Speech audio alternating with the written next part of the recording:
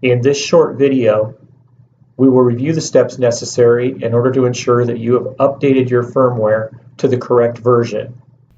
Additionally, we will review the steps necessary to correctly configure your LPD license. All accessories, including an internal fax board, must be attached.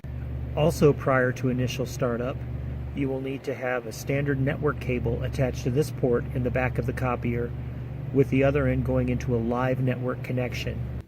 If you are uncertain that a network port is live, please consult your IT department before continuing.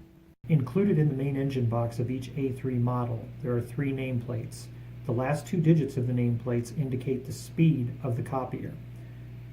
Determine from the customer order which speed they requested, and make certain that the correct nameplate is attached to the front of the copier. Power up the unit by hitting the main power button located directly above the power plug on the side of the unit.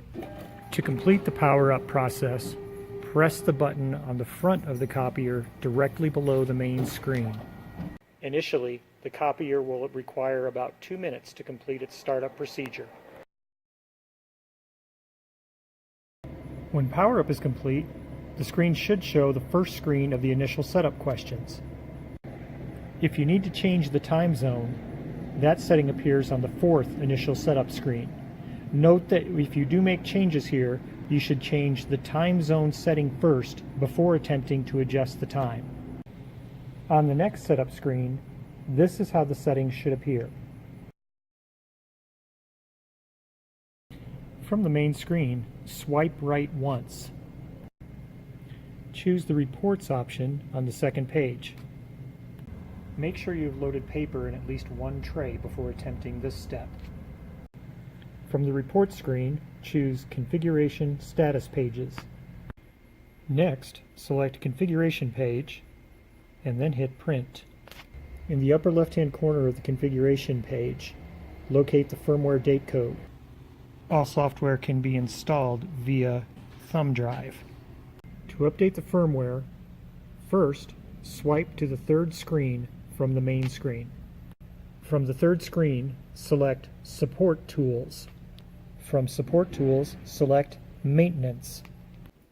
From Maintenance, select USB Firmware Upgrade. You will then be prompted to insert a USB storage device into the copier. There's a USB port located directly to the left and below the main screen. You will have to remove a plastic port in order to access this USB port. Insert the USB drive containing the correct firmware files into the port. Once the USB drive has been detected by the copier, it will prompt you to either keep your currently installed version of the firmware or to upgrade to the newer version. If your firmware is not the current version, select the second choice and press Install.